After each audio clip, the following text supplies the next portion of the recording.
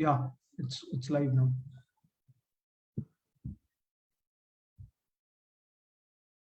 Okay. So yeah, Hare Krishna, everyone. Please accept my humble obeisances. All glories to His Divine Grace, A.C. Bhaktivedanta Swami Srila Prabhupada.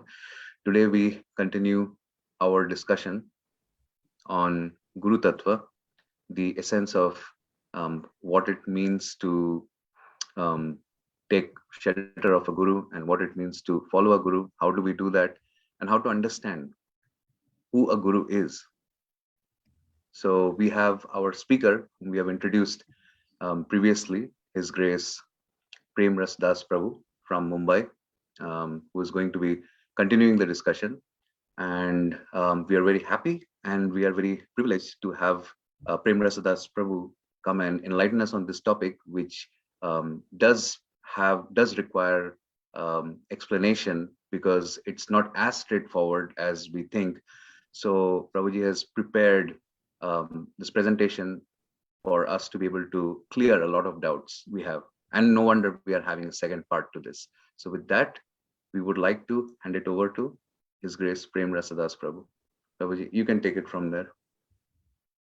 Okay, Hare Krishna, all the devotees. Thank you so much for joining. Thank you, Aritra, for hosting. Thank you all the devotees for participating. So this is a class on Guru Tattva, continuation from the previous class, because we were not able to complete the class. So we'll have another session today. Okay, so can we just brief up the last class, what points we covered? Yeah, that'll be great. Okay, actually I have 1 second.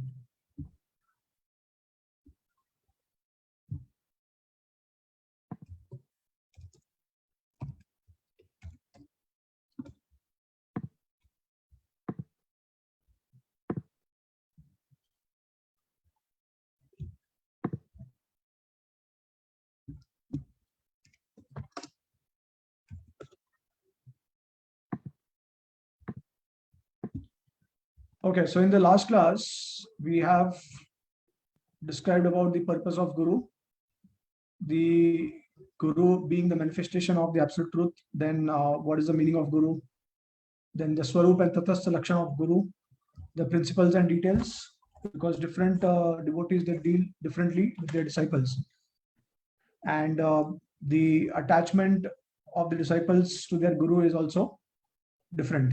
So we have discussed about the principle and details aspect and Swarup and Tatastha Lakshan. And then we also discussed about different types of gurus, which means liberated and non-liberated gurus. And then I have also provided Shastri references for Guru, the absolute necessity of Guru from Upanishads and different scriptures. And then I have also explained that sometimes even after rejecting Guru, one can attain liberation, but these are special cases. And I had shared some examples also. Then what is the role of Guru? And those who are very advanced at the stage of Bhav and Prem, they may not require a Guru. And Krishna within their heart, a super soul, can actually guide them. So they don't require a Guru. Then Guru as a representative of Sambandha, Abhidheya and Prayojan. And then Guru is also the Chaitya Guru, which means he's a super soul. These are all the manifestations of Krishna. Then Shastric verses that denote Siksha Guru, and it's not referring to the Diksha Guru. So basically, there are so many statements in the Shastra which actually speak about Siksha Guru. It's in relation with Siksha Guru, not with Diksha Guru. And then we also discuss a few points from Naresh Sarkar's Krishna Bharnamrit, which will actually elaborate today in our today's session. And then we see how in ISKCON there are so many gurus, and then there is also parallel lines of authority. And then in ISKCON we have Siksha, Srila Prabhupada, our preeminent Siksha Guru. And then how Siksha Guru can take a prominent role. And this is also, there is an example for this, which is Srila Bhaktivinoda Thakur. In his life also, Siksha Guru played a very important role.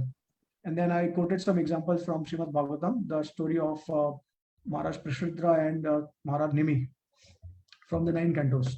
And I quoted some letters also in order to substantiate what we discussed. So this is our last class, briefing of the last class, and today we'll be discussing about the other aspects of Guru Tattva, the practical aspects of Guru Tattva. And when we are discussing, I will be covering certain topics, certain points, and then devotees can ask questions after those points. So that will be nicely connected. Otherwise, we may forget certain questions or we may not be able to understand certain things if we finish the entire class and then leave some time for the questions. So it will be nice if if devotees, they are able to ask questions after discussing certain points. Okay. So basically, we have already discussed that Guru is actually the manifestation of Krishna, and he is the manifestation of the absolute truth. So any type of Guru, whether it is the Vartama Pradarshak Guru or the Siksha Guru or the Diksha Guru, they are seen to be identical manifestation of the Supreme Lord, and they have to be given that kind of respect accordingly. Now what is happening is, in reality, in practical reality, in ISKCON world, what we see is that generally, because Indians are connected to the Vedic culture since a long time, so special emphasis or special type of respect is actually offered to the Diksha Guru, because generally in India, people have more respect and regards for a sannyasi or someone who is a renunciate. And if someone is a Grihastha, they may have some kind of, or they may minimize the position of that Grihastha devotee. But after knowing the science of Krishna consciousness, Tattva of Krishna consciousness, we actually understand that whether you are a Sudra, whether you are a Grihastha, whether you are a Vanaprastha, whatever it is, it does not matter as long as you know the science of Krishna, and it all depends on the stature of one's advancement in Krishna consciousness. So even a Grihastha can be more advanced than a sannyasi, and he or he can be equal to that of a sannyasi. And this is clearly evident from the example of Chaitanya Mahaprabhu's pastimes. So Chaitanya Charitamrita, there are so many examples where Grihastha devotees, they are at par to the level of the sannyasis. But obviously, in general, or you can say that majority of the Grihasthas, obviously we assume that they will be less advanced, because not every Grihastha is renunciate. He has the mode of renunciation, and he is completely surrendered to the Lord. So it's not necessary. So depending on the surrender level of Grihasthas, they are at different levels of spiritual life.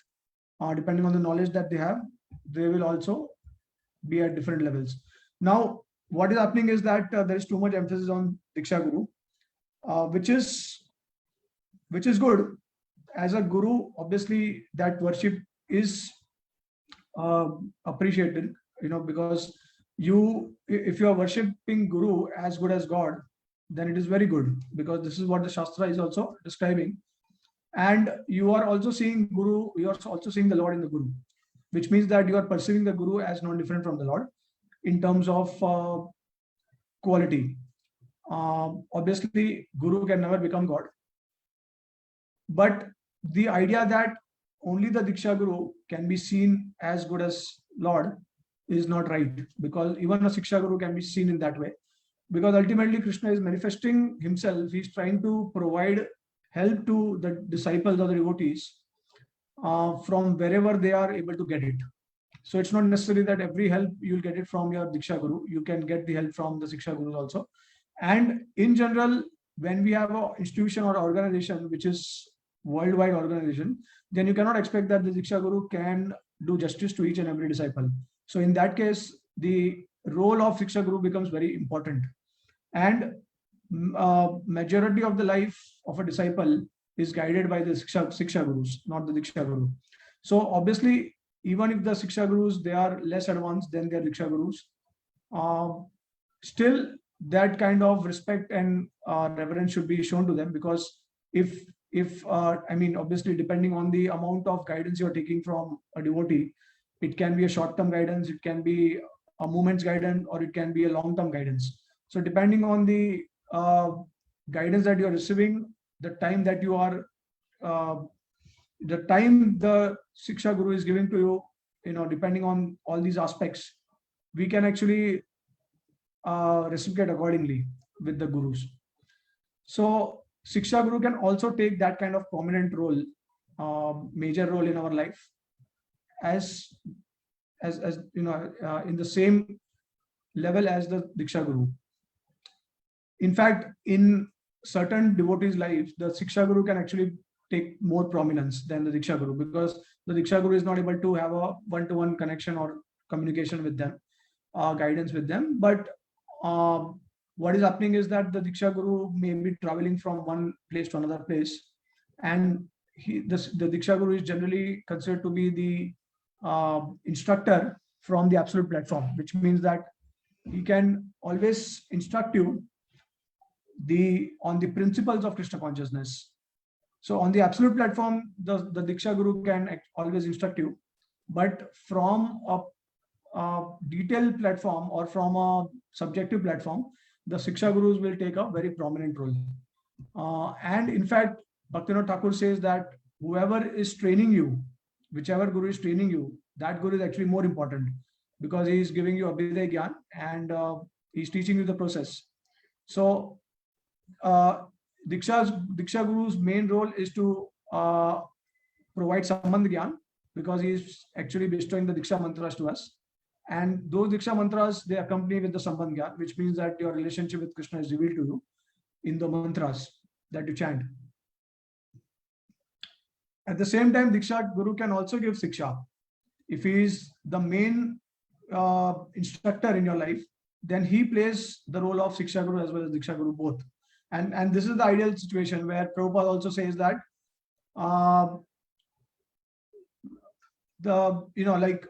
based on how you choose a guru or the Diksha Guru, and Prabhupada says that whoever is giving you the maximum Shiksha and who is inspiring you most in the realm of Shiksha, he is actually the most important. I mean, he will naturally become the Diksha Guru.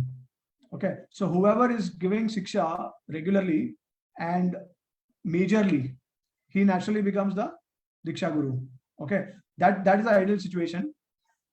It happens that initially we get attracted to a speaker or a guru, and then we take initiation from him. But then later on, it's possible that the guru might not be able to give us so much time. So naturally, we want to connect with other devotees.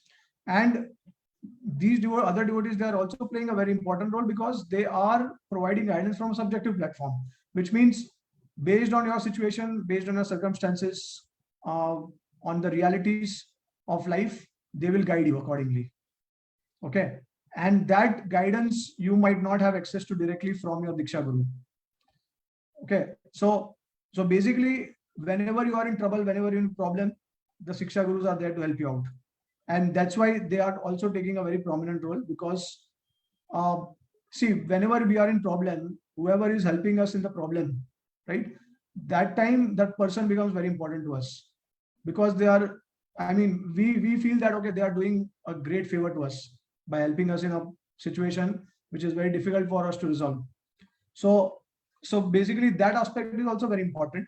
And at the same time, they can also, if the Shiksha Guru is thorough with knowledge, then they can also train us in spiritual aspects. They can also deepen and strengthen our Krishna consciousness. So it's not necessary that they only give practical guidance related to the material world, but they can also help improve our sadhana. They can also help us advance in our spiritual life based on the knowledge that they have got, the experience that they have got. So basically, this thing we have to always remember, that whenever we talk about Guru being the manifestation of Krishna, and whenever we say that, okay, Guru is not different from Krishna, the Guru means, or it includes the Diksha and Shiksha Guru both. Okay, or whoever has helped you in your spiritual life, it includes everything. So basically, this is represented by the Guru Tattva, and Guru Tattva can manifest in any form. The Guru Tattva can also manifest in terms of non-devotees, in terms of material objects, in terms of material things. So that's how, in the Bhagavatam, we have the story of Avanti Brahmana, how he's taking lessons, he's learning from all these different 24 elements that he's seeing in the material world. Not, some of them are not even living entities. They are,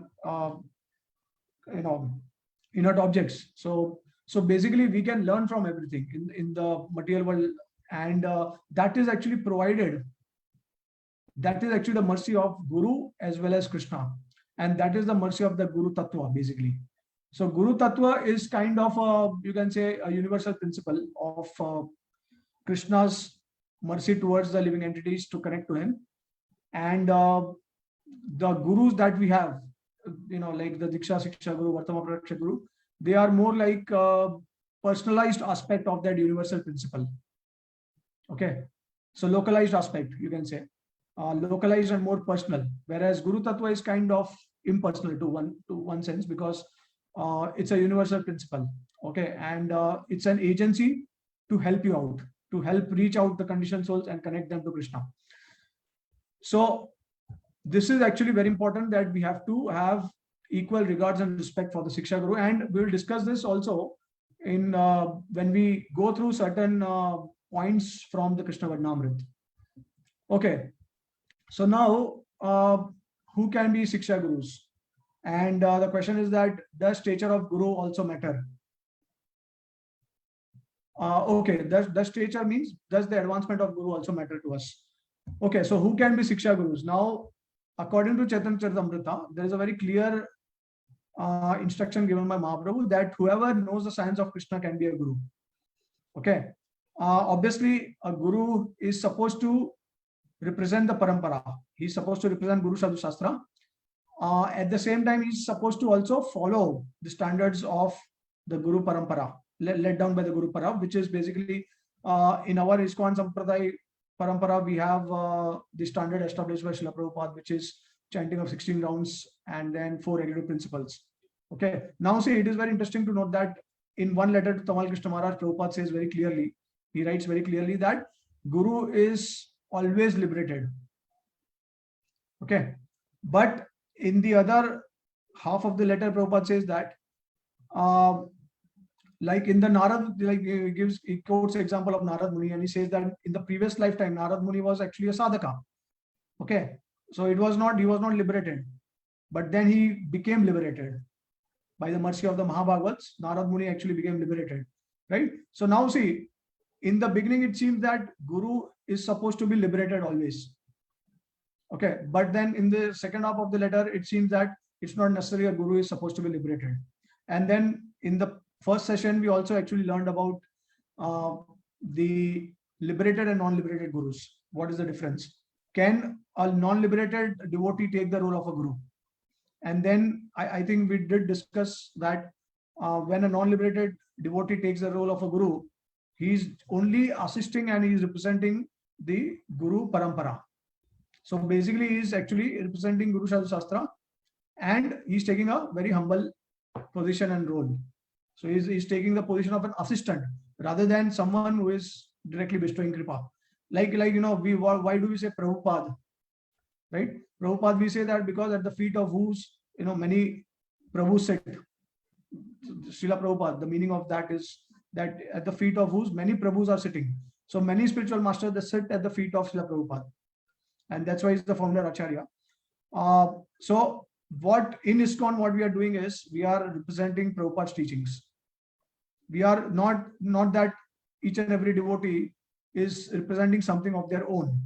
They are concocting something, or even if they are not concocting, even if they are bona fide devotees, it's not that they are they are just instructing the followers to follow something which is different from what their guru or acharyas they have mentioned.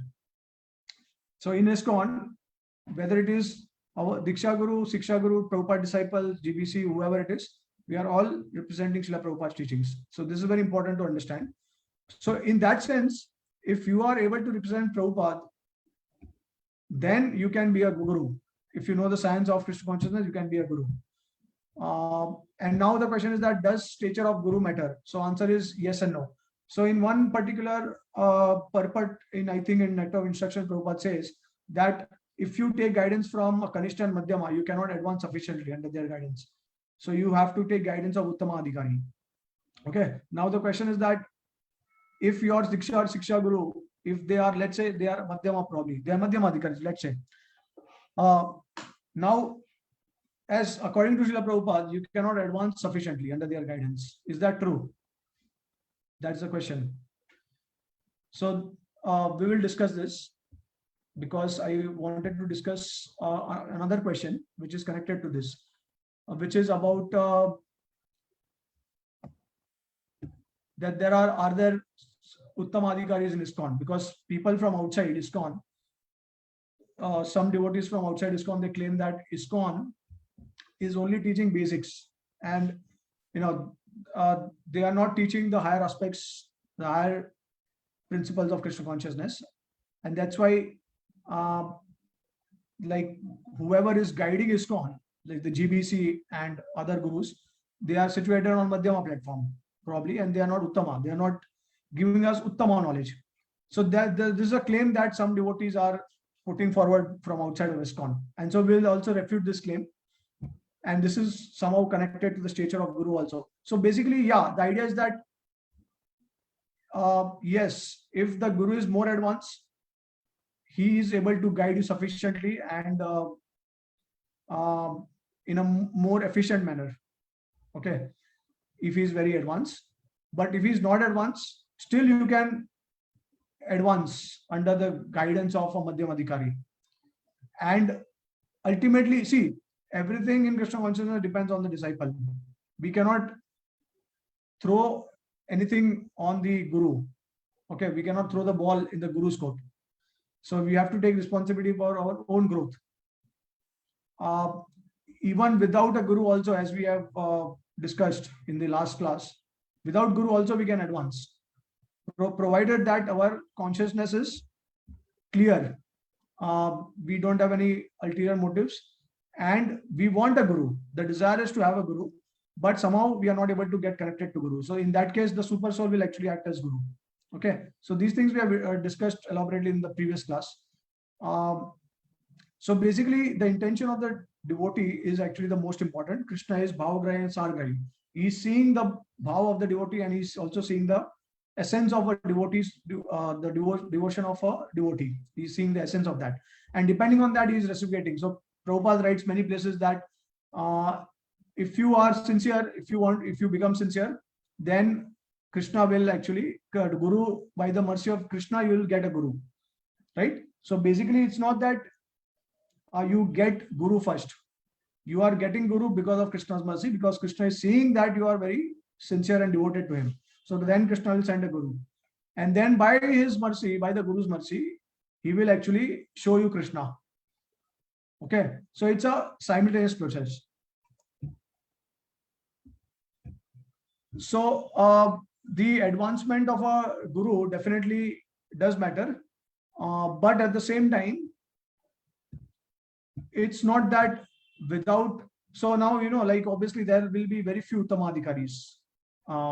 It's not necessary that there are so many devotees and not all of them will be Uttamas. There will be some devotees who will be Madhyama. So it is very important for us to connect to those devotees, to surrender to the process. If we are doing that, then Krishna will actually show us the way, and he will also connect us to Uttama Adhikari later on. So somehow we can advance in spiritual life. So there will be no lacking. Okay, so now we'll go to the next point, which is about the temple authorities, temple president, the GBC. So see, because it's an organization, we'll have a structure also, because there is a temple. Ideally, when we don't have temple, when we don't have organization, then there is a direct connection between Guru and disciple. But here, because we are connected to the Guru's mission, which is manifested in the form of temple preaching and all that services. Okay, so that's why there is no connection between that, may no connection between the Guru and the disciple always, and there will be devotees in between them. So who are these devotees? The temple president, then we have the temple commander or the leader, or different types of devotees are there. And Prabhupada said at one point of time that if you want to show your love for me, then you have to cooperate with each other, right? So this is a very important and crucial subject matter, because whenever there is an organization, whenever there is a managerial concept, then it's not necessary that it is completely disconnected from the spiritual aspect. of guru disciple relationship, because the part of the instructions of the guru is to basically follow and cooperate the authorities in the temple, and that is what Prabhupada wanted. Basically, cooperation in Kali Yuga is extremely difficult. It is more austere than going to the Himalayas and meditating for thousands of years. This is what one time His Holiness Radharam Maharaj was mentioning. In Kali Yuga, because of our egos, we find it extremely difficult to cooperate. So we have to cooperate, and that's why this instruction of cooperating is also a spiritual instruction. It is not different from that, and we have to consider that very seriously. So if you are not able to cooperate with others, devotees, temple presidents, authorities, then there is something wrong. Okay, and obviously it does not mean that the temple authorities, they are taking the advantage of that and exploiting the devotees. Okay, then obviously we may have to change certain things about it. We can also take the matter to the GBC and the authorities. So then mentors, counselors also, they are actually helping and serving the devotees, and in some form they are also taking some kind of position in the structure, right? So they are also playing some important role.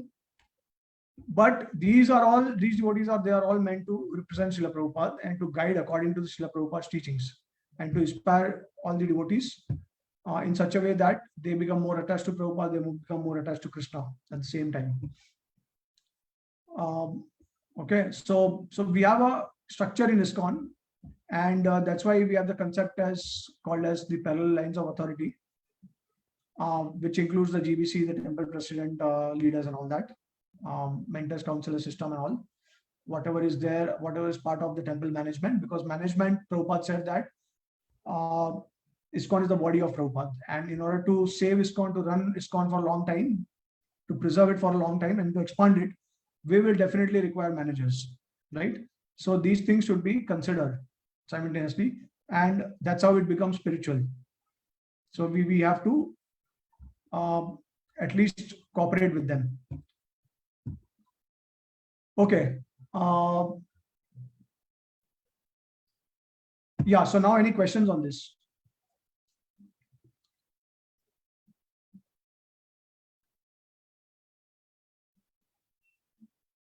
Not yet, Prabhu. Okay. Yeah, Swati Mataji?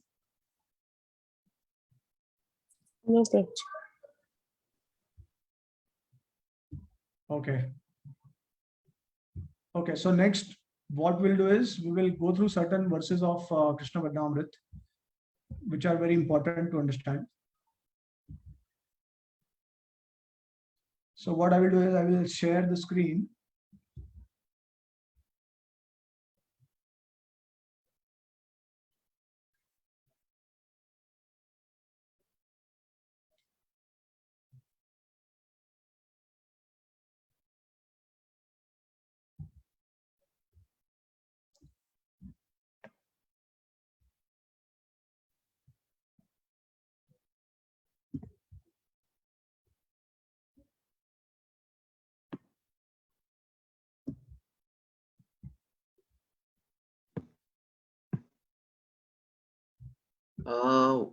One question came to my mind, Vijay. I'm sorry, it came a little late, but if I can Yeah, no ask. problem. So one Yeah. sentence you mentioned there, that the advancement of Guru does matter, but Shiksha Guru and Diksha Guru should be equally respected.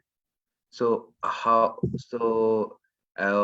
about, and also that's connected to the question that you asked first, that is a Guru always liberated?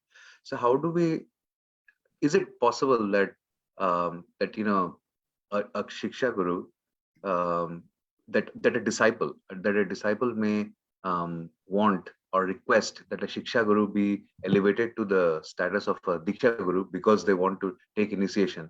And I'm talking within the context of our organization, within ISKCON. Is that something that that happens? Or because I know that to become a Diksha Guru, the candidates have to wait for some time, right? So what happens in that case when a disciple feels that they want to accept Diksha from a Shiksha Guru, that they have developed that kind of relationship. Yeah. See, actually, what I have observed is that, especially amongst the Indian devotees, is that because they are too much familiar with the culture, um, unless and until there is a formality, they don't take that relationship very seriously, right? See, let's say for example, if tomorrow, a Shiksha Guru becomes the Diksha Guru, and he's authorized from the GBC to give Diksha, and he also wants to do that. Then all of a sudden, the consciousness of the devotees who are taking guidance from that devotee will change. They will start thinking that, oh wow, like he's got some special, like he's very special now, he's empowered or something like that.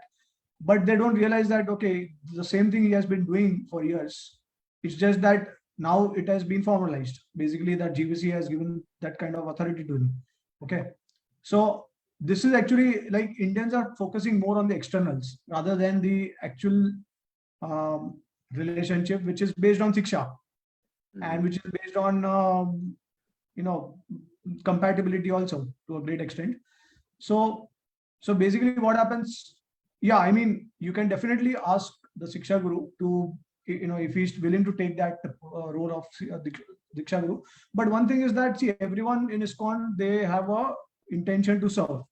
And that service it's not necessary that every Siksha Guru who is giving Siksha, they would like to become Diksha Guru. If becoming a Diksha Guru will become an obstacle in their main services to Prabhupada, then they may not be willing to do that, right? And so there are some examples like that, right? Who are very qualified, but they are not taking the role of a Diksha Guru just because they have some other services also. So it all depends. It depends on the Guru or the devotee who wants to, whether he wants to be a Diksha Guru or not. Whereas we have, on the other hand, we have devotees like Kalakant Prabhu, Mahatma Prabhu, who are willing to do that service because they have their main service is that to guide devotees and to expand the mission and all, to train the devotees. So this is their main service to Prabhupada, and that's why they are accepting it. So depending on their preferences and their service to Prabhupada, they will accept or deny it. But one thing we see, this is actually the what we have to learn is that why are we why are we concerned about whether that Guru becomes a Diksha Guru or not? At least currently we have the Siksha Guru relationship, right? And so let's continue with that, because the main element, the most prominent element of Guru disciple relationship is Shiksha. And so as long as you are getting that, whether you are whether you consider the relation as a Shiksha Guru or a Diksha Guru, does not matter much. In fact, after going through some of the points from Krishna Varnamrit, we'll actually discuss this, that there is a traditional protocol where the traditional protocol says that the Diksha Guru is actually the most important limb, and then the Shiksha Guru is an assistant, he is a supportive principle to that limb. Okay, but there are exceptions to traditional protocol, and that exception is that the Shiksha Guru can take the prominent role in a disciple's life, and the Diksha Guru can actually become subordinate. He can take a subordinate role. Okay, and both are supposed to cooperate with each other. Both are supposed to clear the confusion that the disciple has. So they have to mutually. So now, like for example, if a Diksha Guru is not guiding his disciple for a long time, and there is a Shiksha Guru who is guiding that disciple since a long time according to his situation condition, but somehow the Diksha Guru interferes later, and then he says, well, no, you should not do like that, you should do like this. So now I think that it is not appropriate from the Diksha Guru's end to interfere like that, because first of all, he does not know the situation, he does not know the condition, circumstances, and then he's instructing. Okay, and so similarly, the same thing with the Shiksha Guru also. If Shiksha Guru is not aware of the situation, if the Diksha Guru is in a better situation to instruct the disciple, then the Shiksha Guru should not interfere. Or in other words, they have to cooperate, they have to take subordinate positions accordingly, right? Otherwise it can create chaos and confusion in a disciple's life. And it is also, to be realistic, the Diksha and Siksha Guru can have different views. It is not necessary they will have the same view. Okay, but when it is discussed among themselves, then whatever the conclusion is, that is only one. It is not two, right? Because if both of them they discuss about the disciple situation, then they actually understand. Yeah, actually you are in a better situation to say that. Okay, yeah. So you go ahead and please start guiding. So this is a very important aspect. This is also that this cooperative spirit also plays a very important role in terms of relationship between different Siksha Gurus as well as Diksha and Siksha Guru. Okay, so this is how it is supposed to be. They have to take that kind of humble role in order to serve the disciple for the better benefit of the disciple. So the advancement factor, yeah. So now, about the advancement factor, we will also go through the verses from Krishna Varnamrit, where you'll get some clarity on that. So how we have to treat the gurus according to their stature and all. Okay. Okay. So does it make sense? Like. Yeah. It does. So sometimes, given that cooperative spirit, humble spirit, the Shiksha Guru might, since the disciple is taking instruction from the Shiksha Guru, they might also say that, okay, I cannot do it, but I recommend you to take shelter of this Guru. Like they may also suggest like that, right? If they don't want to or cannot act as the Diksha Guru, so that could also happen. Yeah, so that's a good question. In fact, see what is going to happen. It's an etiquette to go to the Diksha Guru and to ask permission from him to hear from someone and to ask someone to become a Siksha Guru. But this is not necessary in ISKCON, because see, this is a situation where you start hearing something different from your Diksha Guru. Then you have to consult with him, and then you have to seek his permission whether you can continue hearing from that devotee. Now that devotee can be advanced devotee also, then your own Diksha Guru. But if he's saying something which is different from what your Diksha Guru is saying, then you don't have an obligation to hear him. Okay, so ideally the permission is there, but in ISKCON we don't require that, because ISKCON ultimately the preeminent Siksha Guru is Srila Prabhupada, and we are following him. So everyone is supposed to represent it. So that's why even if you have a Diksha Guru and you hear from some other devotee within ISKCON, you don't have to take permission, because he has to encourage you. He cannot obstruct your growth in Krishna consciousness. So if you get inspired by a devotee, then he can encourage you, because he is also following Prabhupada. Now, if he says no, then obviously we have to know the reason why he is saying no.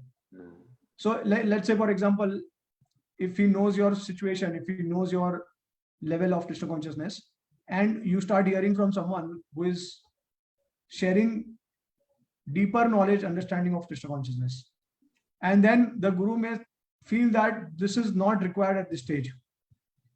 You may not need that, or the approach of that devotee, the mood of that devotee may not be, like the Diksha Guru may feel that this is not something which is like, standard, right? So then in certain situations and cases, he may tell you not to hear from him. So there are valid reasons why he says, but if he does it out of envy or pride, then definitely. So we'll go through all these things. We'll go through these etiquettes in Krishna Varnamrit. Thank you. Yeah. Okay. So.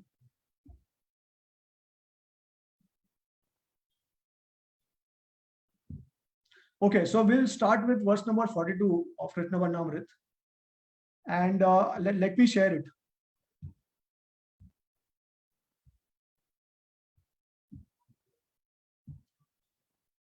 Are you able to see now? Yes, 42, 43, yeah.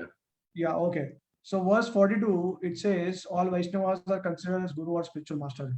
This is true because every devotee, because they are representing Krishna to some degree, that's why they can be considered spiritual master.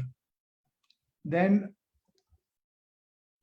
amongst all of the Vaishnavas, the initiating guru and instructing guru are special. So it is proper to offer these two special respect. Amongst all of the other spiritual masters, these two, Diksha and Siksha Gurus, spiritual masters, orders are to be followed. Right? So you may hear from advanced Vaishnavas, but it's not necessary, you are not obliged to follow their orders, and it's not necessary you are obliged to serve them. But definitely your Diksha and Siksha Guru. If one's initiating spiritual master and instructing spiritual master are of small spiritual potency, or in other words, if they do not possess a special power to give spiritual instruction on worship for devotional service, then one may listen from the mouth of other great advanced Vaishnavas and understand the special instructions. However, thereafter, the disciple must go to his spiritual master for his confirmation or instructions. Right? So this point we have covered. So a guru may be lacking in certain area. As Prabhupada said that the Uttama Adhikari is actually the most advanced, and under his guidance one can sufficiently advance, whereas Madhyama Adhikari is kind of restricted to some degree. So what will happen is the Madhyama, if the Madhyama Guru is seeing that the disciple is advancing and he's going beyond the Madhyama's capacity to instruct him, then he will actually direct his disciple to a Uttama Adhikari, and he will start that disciple can make advancement under that Uttama Adhikari's direction. So in no at no stage you are obstructed in your spiritual life.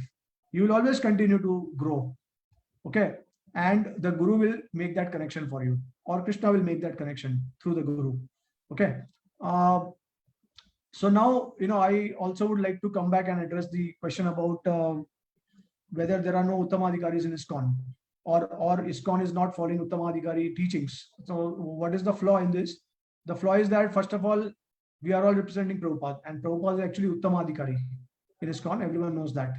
So, so here, according to this particular etiquette, whether it is the the standard devotees or the exalted Vaishnavas, they are all connecting to Srila Prabhupada. They are all trying to connect the followers to Srila Prabhupada.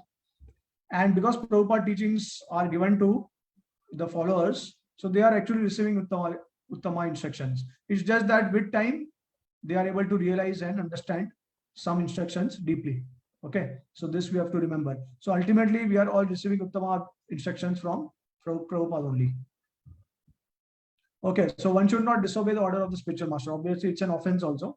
And when we say should not disobey, it includes Diksha, Siksha, Guru. Okay, it's not just Diksha Guru.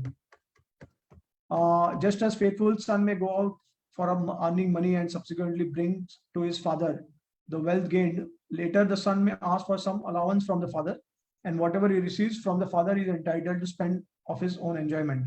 Similarly, a disciple may hear some instructions from another advanced Vaishnava, but after gaining that good instruction, he must bring it and present it to his own spiritual master. After presenting them, he should hear the same teachings from his spiritual master with appropriate instructions. If the son earns money, he does not give it to the father and instead directly enjoys the wealth, he is considered to be fallen and a sinful person.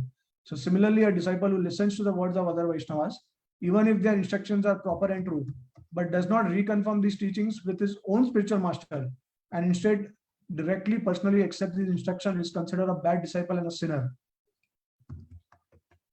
For this reason, in all circumstances, all Vaishnavas offer respect offers respect to one's own spiritual master. However, with body, mind, and words, one serves one's own spiritual master. Even if the performance of one's devotional activities, one has disobeyed the spiritual master, still one should not give him up, but should remain faithfully with him, because all authorities say that the shelter of one's own spiritual master is best and perfect, even if another spiritual master is more powerful. Kindly understand this example. Just as one respects one's father as a guru, the father's older and younger brothers are also similarly respected. But nonetheless, the father is worthy of the most respect. Notwithstanding the above, if the father's guru, even if he is family related, comes, one should double the respect, as he is the spiritual father or the guru of the guru. He is offered twice the puja or respect. This behavior, if recognized as appropriate is recognized as appropriate by all authorities. Just as if during daily life, the brothers, older or younger, of the father criticize him, still one takes shelter of one's father. Similarly, one remains under the shelter of one's own spiritual master, even if he is criticized by his older or younger god brothers. Just as one depends upon one's father for one's livelihood, one must depend upon the strength of the spiritual master for advancing in spiritual devotional life or devotional service. If a father or spiritual master or husband are not possessed of outstanding qualities, even then they are always worshipable. Taking shelter of the above mentioned persons, one may even disagree with those senior to oneself. In this world, what kind of person is there who can remain alive at the expense of his father's or guru's defamation or disgrace? Everyone considers that if their spiritual master is very powerful, then he himself is powerful. But that if his spiritual master is less powerful, then he is therefore weaker. And according to the attribute of the spiritual master, the disciple gains the same attributes. Those disciples who are intelligent can understand the desires of the spiritual master directly through their intelligence. Other disciples who are less intelligent understand by directly hearing instructions from the spiritual master. These activities are being practiced since time immemorial. Learned Vaishnava authorities say that these instructions are the perfection of religiosity. If the spiritual master commits a wrongful act breaking Vaishnava relative principles, then in that case one should, in a solitary place, confront him for his rectification using logic and appropriate conclusions from Sadhu, Shastra and Guru. But one is not to give him up. One should not be hesitant or fearful because one is confronting or challenging a spiritual master. Obviously, this is in context with if the spiritual master is deviating. For it has been prescribed that one must appropriately discipline even a spiritual master who is bewildered about what he should or shouldn't do, who is inexperienced or ignorant, who has deviated from Krishna conscious path, or if he is bewildered by false pride. This statement of the scriptures is applicable at all times and under all circumstances. The natural behavior of the Vaishnava devotees is to take complete refuge of Lord Krishna, accepting him as the principal and real shelter. The very life of Vaishnava devotees of the Lord is singing the glories of Krishna, describing and expanding the fame of Krishna, and discussing the nectar of his transcendental pastimes. The authorized course of action is to continue as before.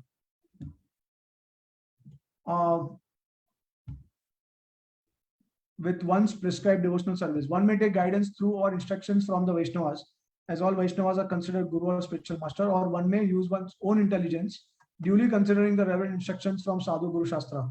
In all cases, one should continue in one's devotional service. However, if the spiritual master acts envious towards that those which are connected to the Supreme, is bewildered regarding the Supreme understanding of Godhead, is averse to expanding the fame of Krishna, personally refuses to accept hearing or chanting about glories of Krishna, has become totally bewildered listening to the false praise of ignorant person, and day by day is more materially contaminated and fallen, then the spiritual master must be renounced. Under those circumstances, one should not doubt, how can I give up my spiritual master? With a strong desire for achieving spontaneous devotional service and attaining the lotus feet of Krishna, the Supreme Master of Godhead, a devotee accepts the shelter of a spiritual master. If that spiritual master takes on asuric qualities or demonic mentality, then it is one's duty to reject such a spiritual master and in his place accept a Krishna conscious spiritual master and worship him. By taking shelter of the strength of Krishna conscious spiritual master's devotional service, the ill effects or contamination of the demoniac previous spiritual master is counteracted and destroyed. These activities are recommended by all Vaishnava authorities as the authorities' conclusions in the Shastra. During the pastimes of Lord Chaitanya Mahaprabhu, there have been many practical examples of the above. This concludes the deliberation and final conclusion of Guru Shastra. Yeah, so, all right. So even during the time of Chaitanya Mahaprabhu, there were fall downs, and Krishna Narahari Sarkar is referring to them. Plus, in the Mahabharata also, there is a mention of an injunction which says that if the Guru has fallen down, then he has to be given some consideration, and if he is not willing to rectify, then he has to be rejected. So the same thing is mentioned here also. So one thing what we understand is that it's not necessary that a Guru has to be liberated. Nowhere in the Shastra it is mentioned that unless a guru is liberated, he cannot act as guru. So what it means, when we say, or when Prabhupada writes that the guru has to be liberated, so it is basically the guru tattva, and that tattva is actually always liberated, which means that the position, the post of a guru is always supposed to be liberated. Okay, it's always liberated, because you cannot act as a guru as long as you are not liberated. You are actually affected by the contamination. Okay, and then so basically the standard of liberation is given as at least you are free from the modes of material nature, and a non-liberated devotee can also act on that platform by representing Guru Sadhu Shastra, and by always willing to, even though he may be influenced by the modes of material nature, but he's always, by the intelligence and by the instructions from Guru Sadhu Shastra, he's overcoming that. Okay, so he's also situated on a liberated platform, although he's not personally liberated, but he can act as a spiritual master. So the post of guru, the role of guru is basically on the liberated platform, but a devotee can take that position as soon as he becomes he gets contaminated. Then he is supposed to be rejected if he is not able to rectify himself. Okay. Yeah, so this thing we have to understand, because it seems very contradictory when we say that a guru is always liberated. At the same time, a guru can take, a devotee can take the role of a guru, and then later on he deviates, or he will get contaminated, right? But as long as he's acting as guru, when he's following the principles, then it can be accepted. So any questions on this?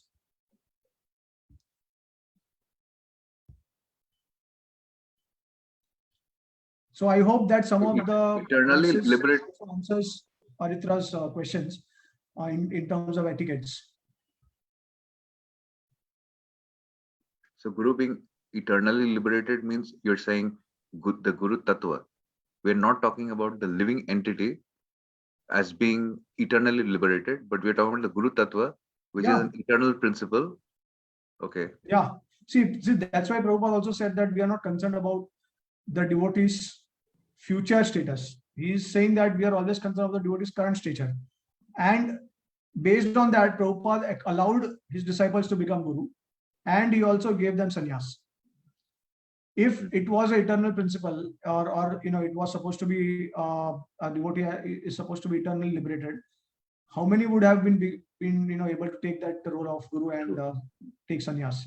So we can clearly understand from the example of Guru Sadhu Shastra that, but and then like you remember, we discussed about the examples of King Nimi and Prishadra Maharaj, how Vasishtha Muni actually he guided them, then he cursed them wrongly, right? So actually Vasishtha Muni was acting on a liberated platform to some extent, and as soon as that he got a bit deviated, he had fallen down from that status. But then again he got reinstated. Like for example, even though he cursed Maharaj Nimi that his body should fall off, okay, and then Maharaj Nimi also cursed him in return, the same thing. So the idea is that, okay, he accepted the curse, and he was thinking that, okay, because now Lord Ramchandra is going to appear and I'm going to act as a guru for his family, as a priest for his family, so let my body fall off and then again I'll be reinstated. So it is possible. So there are so many examples in Shastra where the guru has been deviated, and then again he comes to his senses, and then again he takes on the position of a guru, and then he is guiding so many others, right? So this is a principle. And then Narari Sarkar is making the same point that even Chaitanya Mahaprabhu's time also the same thing happened, right? So we see that the stature of the guru is important. That's why in our ISKCON now it has become strict. The GBC is making very strict not to give sannyas so easily to the candidates. So earlier we actually got experiences that how some sannyasis had taken sannyas initiation, but later on they are deviated, right? Yeah. So they became careful of that. They became very cautious of that, and they have set very strict standards. At least for 5 years they should be in good standing, and references and accommodations are all there. So like that. But the conclusion, the gist from Narahari Sarkar's Krishna Varnamrita is that the Diksha and the Shiksha Guru are special, and they are the foremost for a disciple. With body, words, mind, we have to serve them first, and then whatever instructions we are also hearing from advanced Vaishnavas, we should try to at least take their view and seek their permission also, whether we continue hearing from them or not. And so in any case, what we can actually say is that in ISKCON, because we are all following Prabhupada, ultimately all the devotees, they are also representing Prabhupada. So gradually we will be elevated to, will be connected to different types of guru, different levels of guru, depending on our own sincerity and efforts.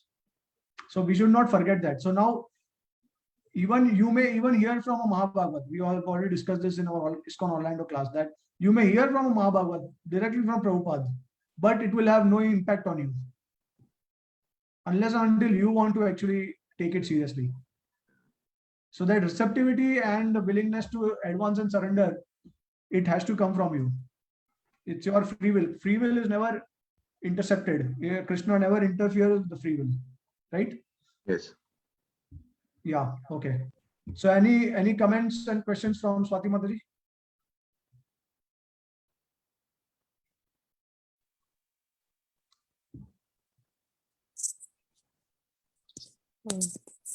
Prabhuji, you were talking about how Shiksha Gurus can be like Kanishta and Madhyama.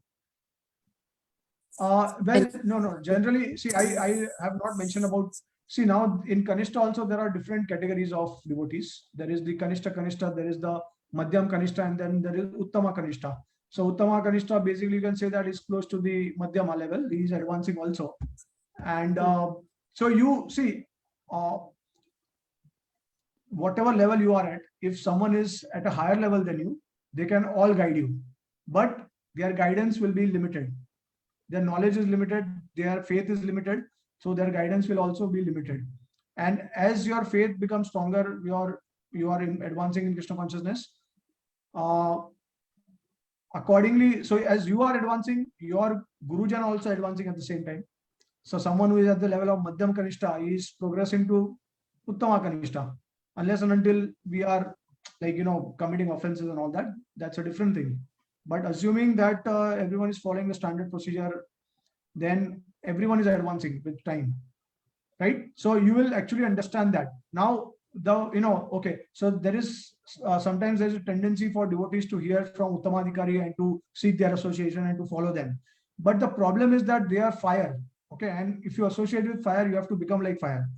If you come close to them and if you are not able to maintain, if your nature is in the mode of passion or ignorance, then there are very high chances of committing aparadh to these great devotees, because their level of Krishna consciousness, they are at a different level and you are at a very low level.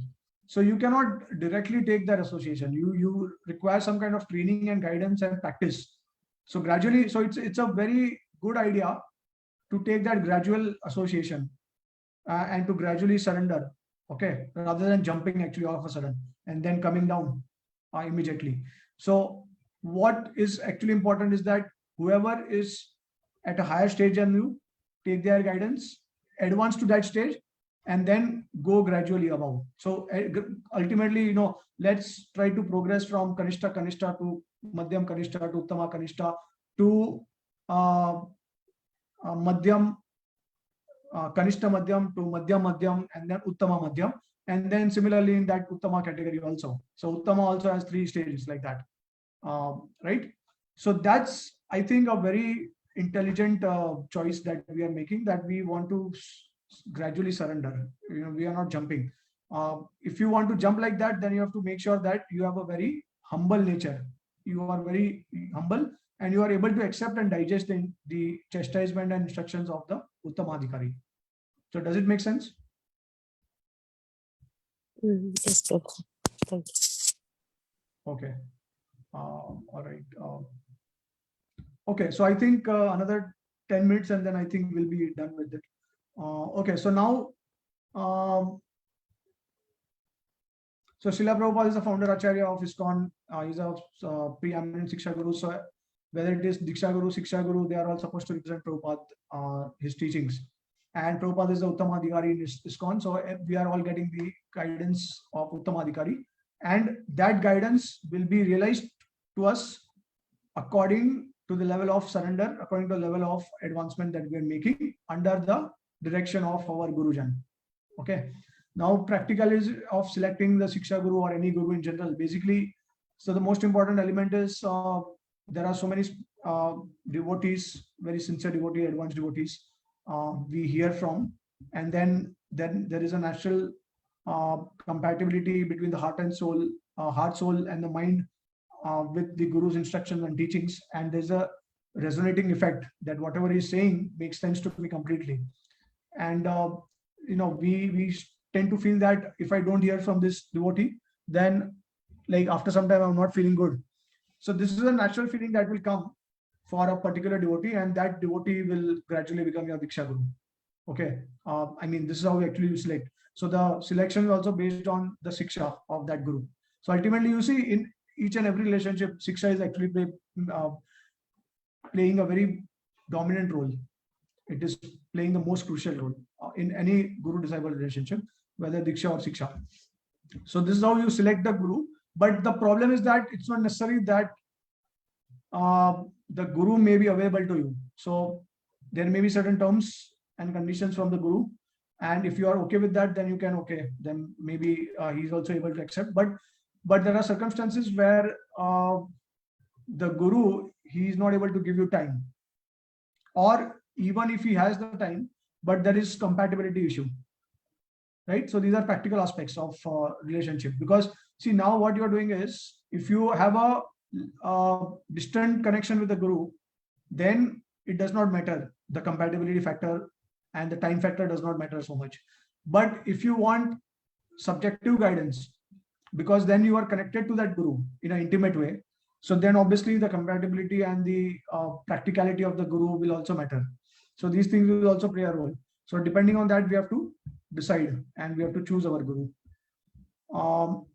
Can non-liberated Gurus liberate their followers? Yes. Again, the same principle, that because non-liberated Gurus, they are just representing Prabhupada, who is the Uttama Guru, or he's representing his Gurujan, and that Guru, those Gurujan are representing Prabhupada. And by the mercy, by following the instructions of Srila Prabhupada, naturally we are connected to the mercy of Chaitanya Mahaprabhu, and Chaitanya Mahaprabhu is the one who's actually going to deliver us. So a non-liberated Guru can also liberate the devotees.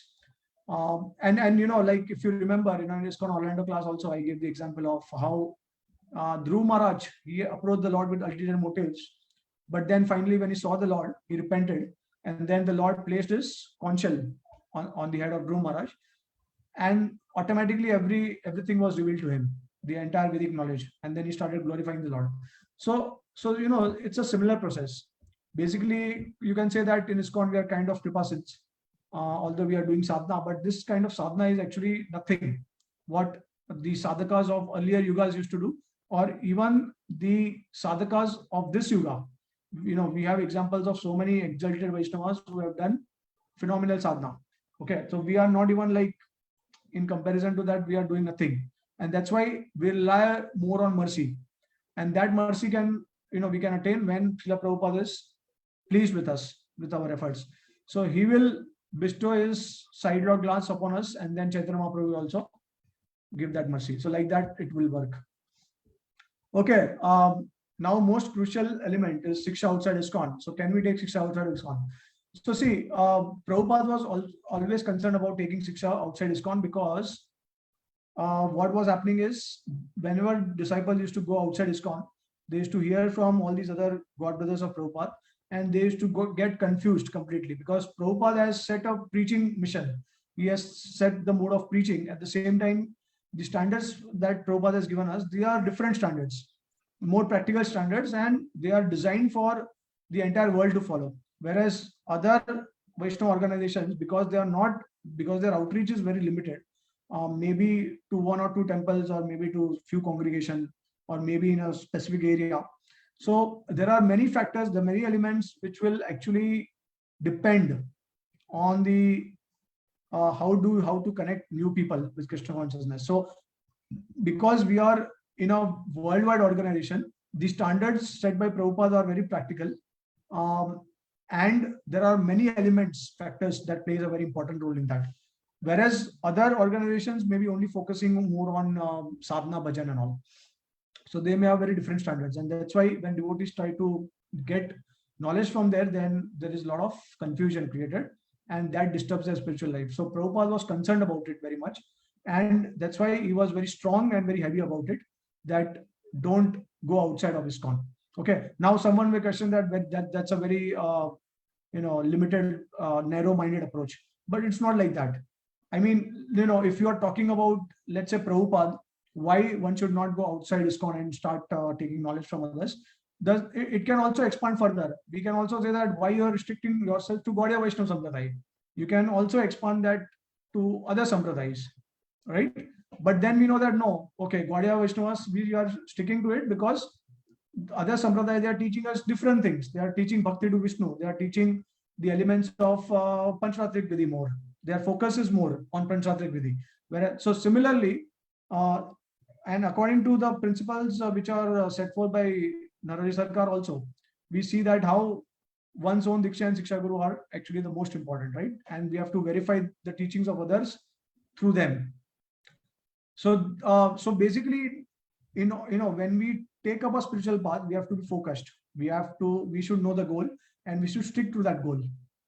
And in order to stick to the goal, we have to be loyal also. We have to have complete faith in the path that is given to us, right? And that's why it is important for us to focus at one place.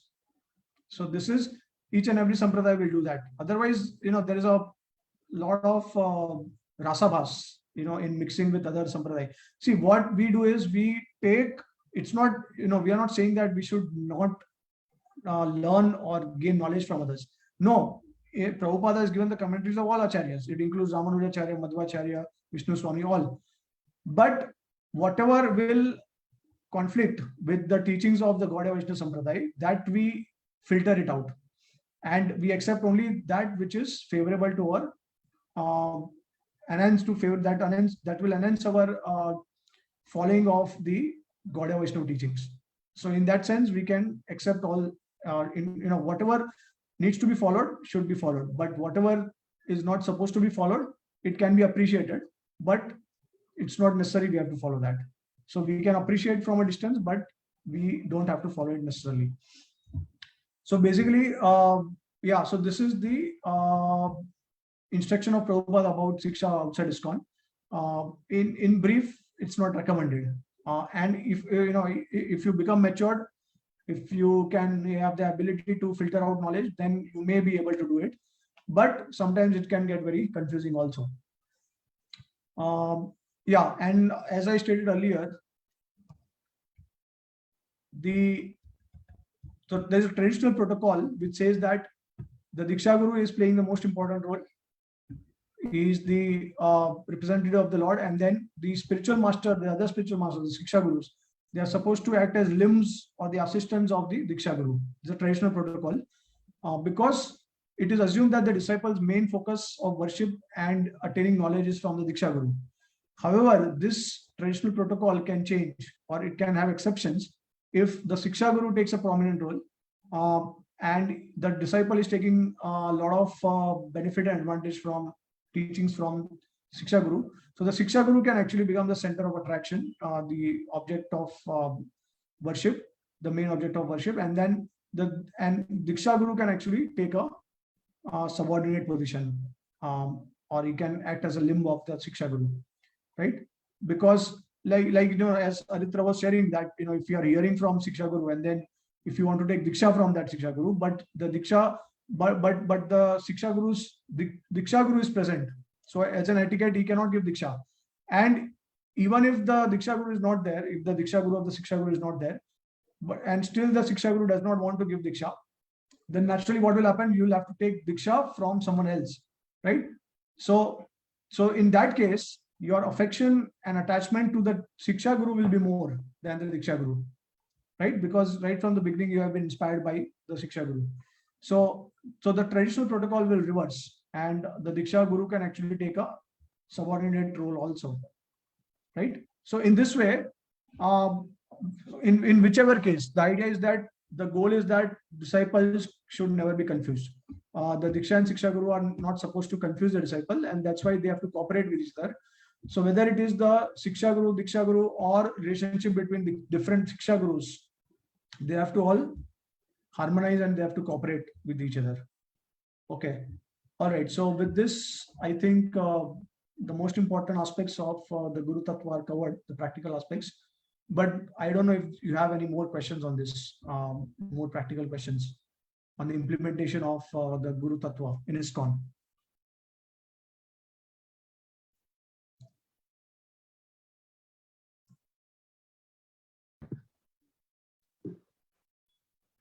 So implementation, by implementation of Guru Tattva, are you meaning like devotees be able to clearly understand that the role of these two gurus, Shiksha and Diksha? Because I think in the West, the situation is quite opposite to what we see in India. Diksha Guru being given a lot of importance, but then here that it's the Shiksha Guru aspect is not very clear in a very in a very shastric sense. Like people will tend to gravitate towards someone who is being able to present Krishna consciousness very well, but that aspect of giving respect to them as being a representative of Krishna, that's not so clear. Yeah, and I think that's mainly because of the culture. See, Indian culture is such that whenever they look at sannyasis, they are giving respect to them. Whenever they are looking at a monk, they are giving respect to them. Renunciates in general, because that's what they have been hearing right from the beginning, and it is also described in the Shastra. So it's the culture. Okay, it's the culture, and the culture of the US is that, everyone is like a friend. So I mean, there is no, and because there is absence of the Vedic culture with the Shastra, that's why it's very unfamiliar. This kind of relationship is very unfamiliar. Whereas you'll see that Westerners, they are more inclined to become friendly. So like here in India, we call our professors, we don't call them directly their name. We say sir or Guruji, right? But there they call the name of the professor, and probably mom, dad, and all that, like directly. So here we respect, we have that kind of because there is a implementation of the culture since a long time in India, and this is not there in the West. So that's why we see this difference.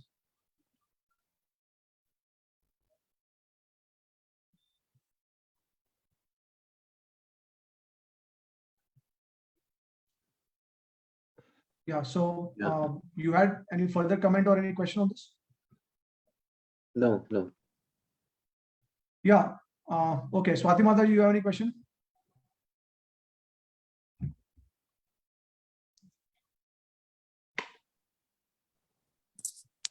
Prabhuji, you were mentioning about non-liberating gurus. So you nicely mentioned that how even they can also liberate. So that was Guru Tattva aspect you explained very nice. Yeah. So what is the question? No, I just wanted to make this comment. Yeah, it was a good yeah clarification. So there is a difference between the liberation bestowed by a liberated devotee and the liberation bestowed by a non-liberated devotee. Non-liberated devotees, they can bestow liberation by the mercy of their Gurujan. Okay, they are assistants. Whereas liberated devotees can directly bestow mercy because of their own potency, own Shakti. Okay, so someone at the state of Bhav Prem, they can bestow Bhav and Prem to others. Whereas someone at the state of Asakti and Ruchi, they can probably bestow Nishtha to others. Or they can bestow, Nishtha, I mean, or they can evoke faith in others, which is Shraddha. So depending on your level of advancement, you can bestow that much potency to others. So if you are at Nishtha, then maybe you can bestow faith in others. But then you cannot bestow Bhav and Prema. That is only done by a Bhav Bhakta and Prem Bhakta. So Bhav Bhakta can probably bestow Asakti directly. Okay, and Prem Bhakta can bestow Bhav also directly. So you'll see that sometimes in some cases, a person not only acquires faith, but directly experiences Bhav. By the special arrangement and mercy of a pure Vaishnava, they will experience the ecstatic symptoms. And Chaitanya, this is a typical example of Chaitanya Mahaprabhu traveling through Jharkhand forest, where he is bestowing prem to all the animals. Directly, there is no question of the 9 stages of bhakti. Direct transportation from, direct transportation to prema. So the pure devotees, the premi bhaktas and the bhav bhaktas, they can bestow asakti and bhav, but other less advanced devotees, they can probably bestow only lesser level of so basically it's all the mercy of Gurujan ultimately for the non-liberated devotees. They have to depend on the mercy of their Gurujan. That's why when giving Diksha also, the spiritual master never says that he begins with saying that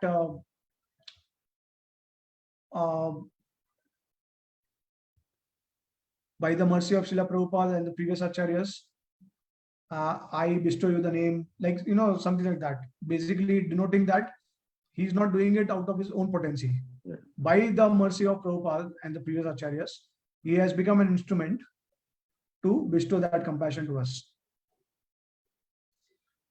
So this is the difference between liberated and non-liberated. Yes, thank you.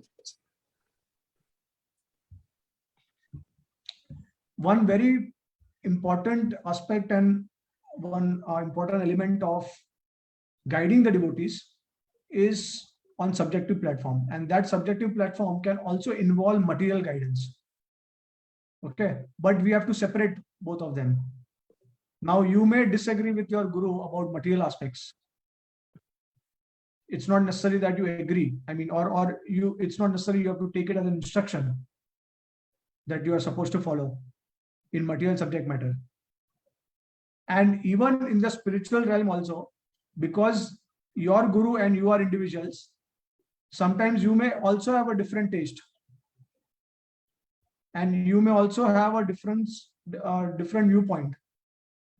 Okay, so that's why we see that there are principles and there are details. Okay, so the idea is that now I cannot tell Aritra that Aritra, I am chanting 16 rounds, you have to chant 16 rounds. I am reading every day, so you have to read every day. I am hearing every day, so you have to hear every day. No, these are details. Obviously 16 round is the common principle which is to be accepted by everyone. But when it comes to details in sadhana, there may be details. Aritra might have a different flavor. Swati Mataji might have a different flavor. Both of them can disagree with their what they emphasize and what they like, because they are individuals. So the guru has to respect that individuality. But whenever there is sometimes it may be possible that the guru may feel certain things. For example, if a guru can sense out that whatever a disciple is doing, or if he's increasing his sadhana, and that is not the right thing currently for him, because he understands the situation, so he may offer correction, and he may say that, okay, it's not necessary to increase it, be steady in what you are doing. And later on, so you probably, according to the situation that you are at, so you may be a responsible grihastha, and grihasthas, there are many responsibilities, and there are many practical aspects to grihastha ashram. Okay, it's very, you cannot treat a grihastha in the same way that you treat a brahmachari, or in other words, you cannot instruct the grihastha in the same way as you instruct a brahmachari. So these are crucial, very important points, because there are very practical aspects of grihastha lives which the guru might not be aware. Now, if a guru is a grihastha, then He may have that kind of experience and realization, but otherwise it is also necessary. So sometimes it's not even about difference in terms of sadhanas, but it can be a more matured experience and matured understanding and realization of the guru, which the disciple is not yet able to understand, because the disciple is yet to mature, he is yet to experience that, right? So this can get a bit confusing sometimes, or it can become complex, because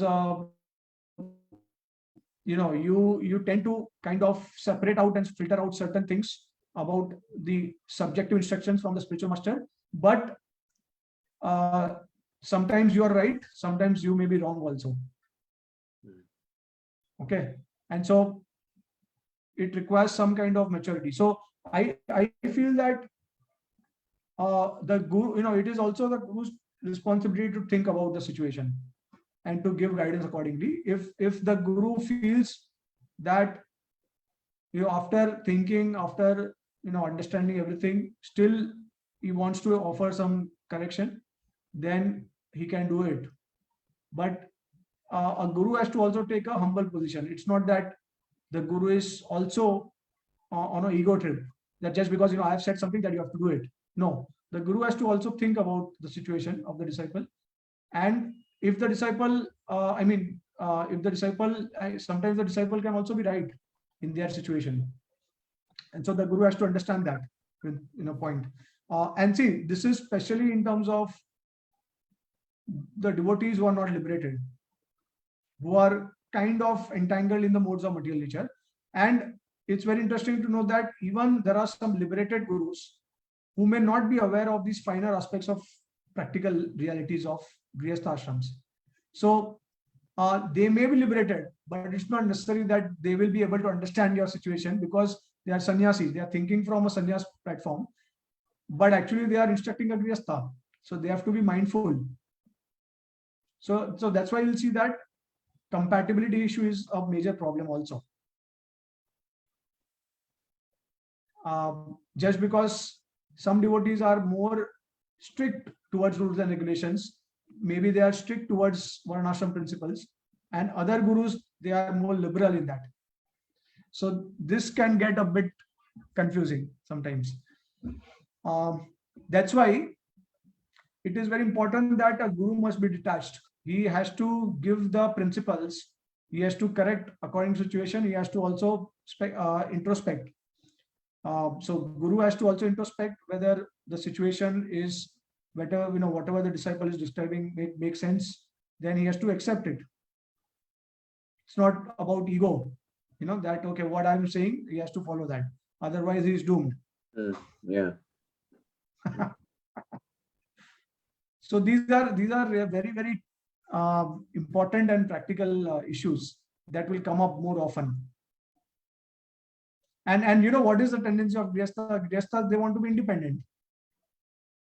And so see, there are some level of independence definitely is accepted, but then like you take some decisions on your own without consulting anyone, which are prominent decisions, then obviously those kind of decisions, they are not matured. It's not necessarily they are matured enough, because then what will happen, you may repent it after some time, and you may feel that okay, if I would have taken consultation from some senior devotees, maybe I would have not taken this decision, I may have taken another decision. So these aspects are also very important. Prominent decisions in the terms of your advancement in Krishna. If after taking a decision, it is affecting your Krishna consciousness, that this is what I mean by prominent choices that we make. Otherwise, so as long as, see, what I feel is that as long as a Grihastha is following the four aggregate principles strictly and chanting 16 rounds, within that limitations, if he is situated within that limitation, then whatever external things he is doing, it's a detail. Okay. Sometimes it is done in order to, just because we are in a situation, we are in a family circumstances where we have to act in a certain way. We cannot show renunciation all the time.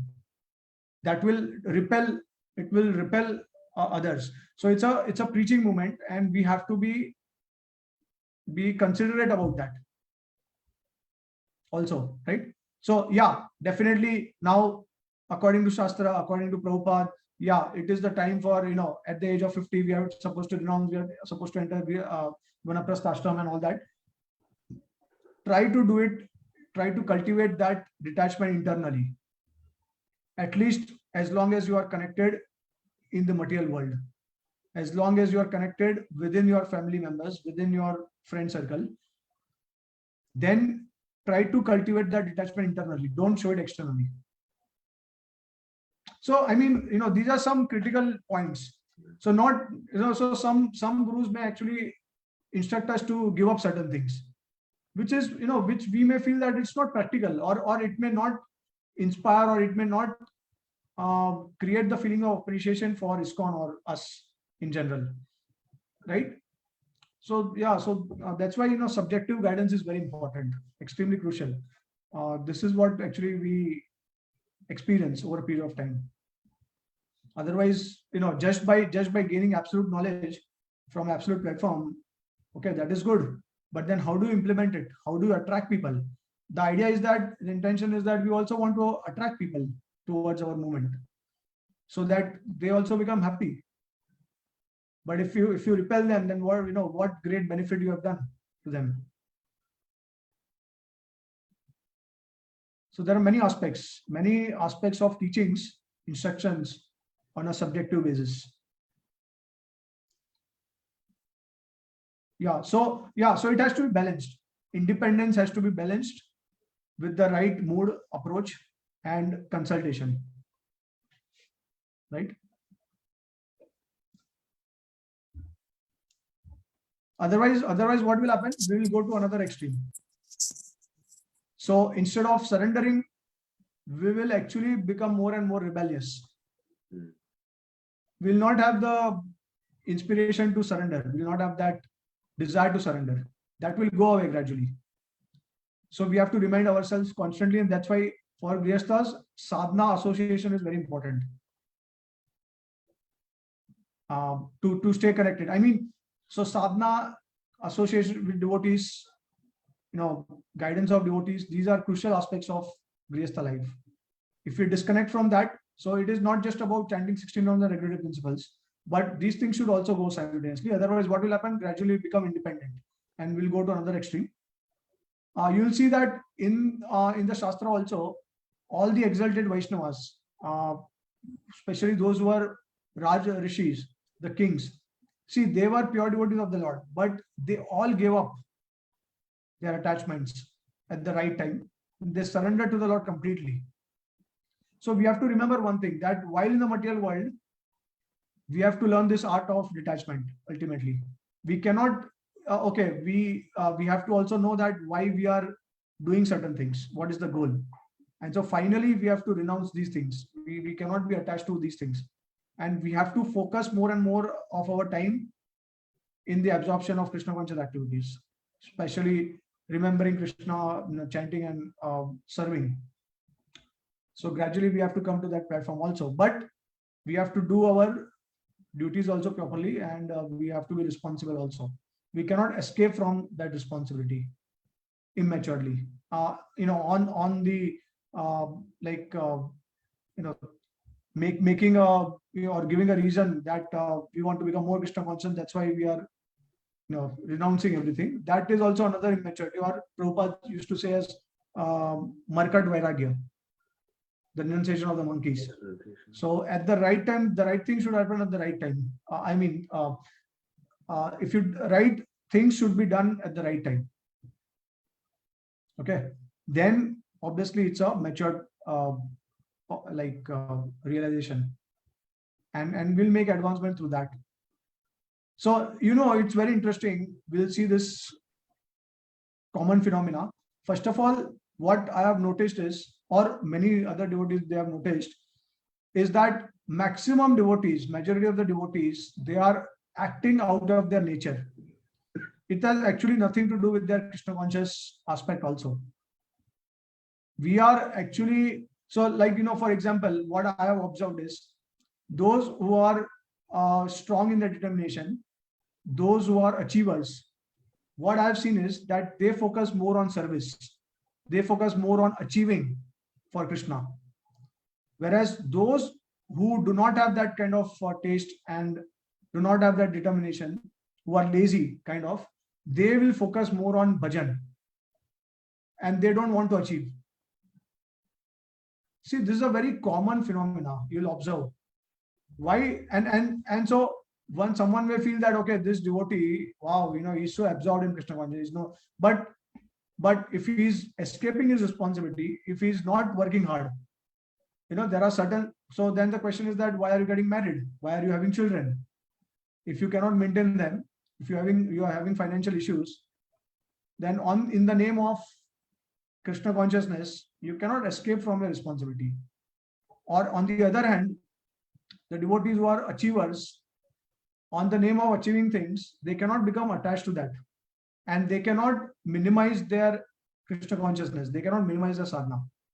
So you will see that it's ultimately the nature which is actually, coming out. That is seen. I mean, I don't see any, like, maybe there are some pure Vaishnavas, like we can make out, and they have compromised, with the higher principles of Krishna consciousness. But as long as the sadhaka devotees are concerned, this is a common theme that I've observed. It is all about nature. We are, so, why some devotees, they just want to relish the nectar of Krishna consciousness, because that's their nature. Because they just want to sit and they just want to relish. They will not take any effort to come out the comfort zone and give Krishna consciousness to others. Whereas those who are achievers, those who are, they will be more involved in preaching. And then sometimes they may also forget the finer aspects of Krishna consciousness. So we have to balance both of these things. Sadhana, seva, responsibility, everything has to be connected. Otherwise, I mean, it is like escaping from, certain things. It's not a complete approach. Yeah, okay. All right. So, I mean, just shared some of the experiences that I had. Yeah. Okay. So any further comments on this?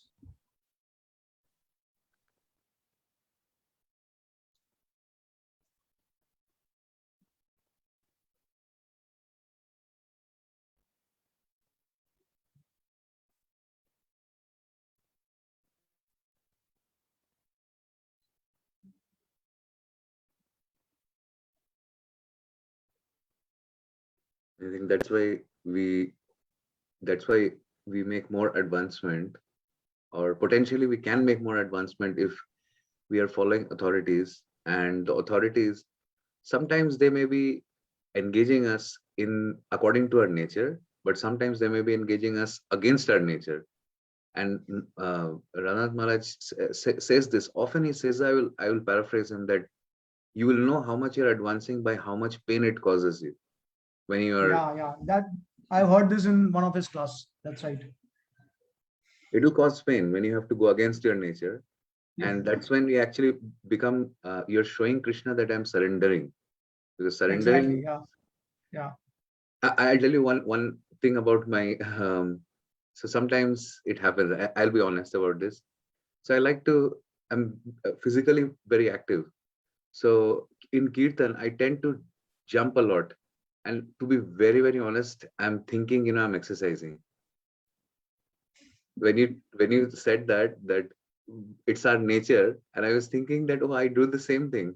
I'm jumping, but I'm thinking, okay, how many, I want to jump really high so that my, my ability to jump improves. I have thought like that many times. So it struck a chord with me. Yeah. I mean, there may be ulterior motives also, which is a different topic. But in general, everyone is doing according to the nature, which is not wrong. But sometimes we have to also do things according to what the authority wants, and it may be definitely difficult. But as Maharaj said that we make a lot of advancement through that.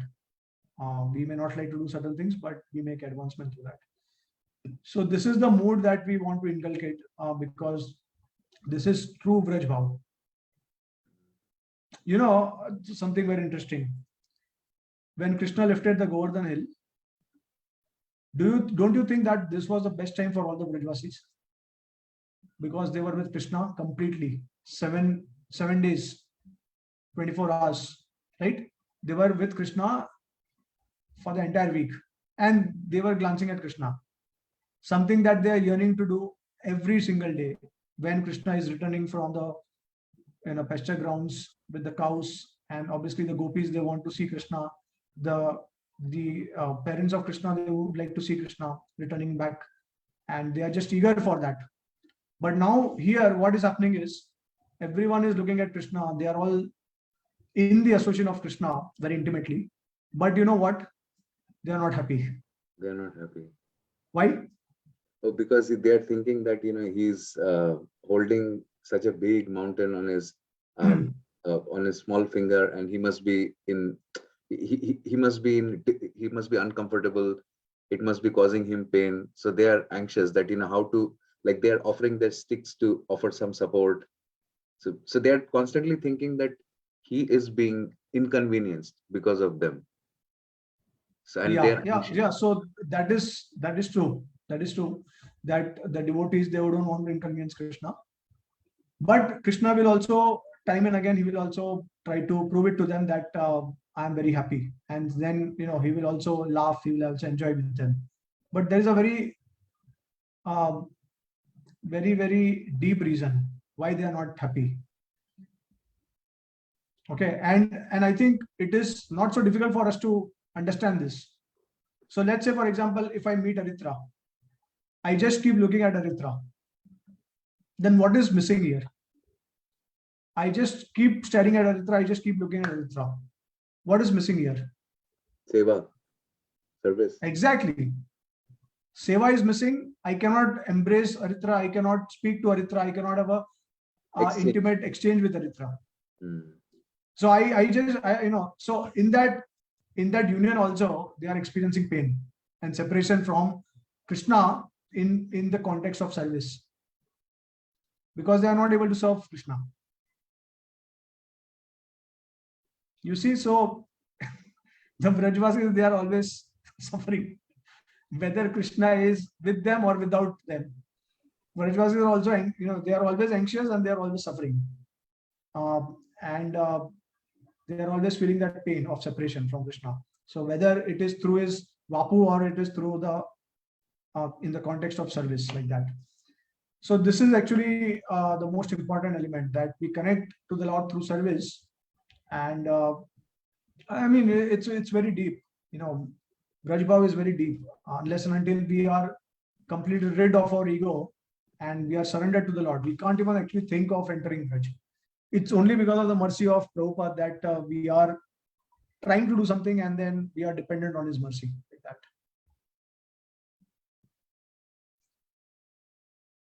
So that's why I get a bit off when devotees only discuss about all these higher realities of Vrindavan and Vraj Bhav, about Raganuga, Bhakti, and if there is no cooperation, if there is no submissiveness to the authorities, if there is no spirit of surrender, if there's no external seva, then these discussions and all that seems very superficial. So like we want to grow in a holistic way.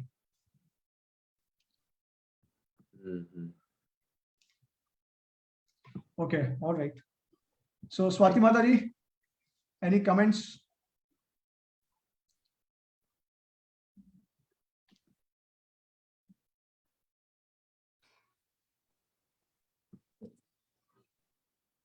No problem. Okay, all right.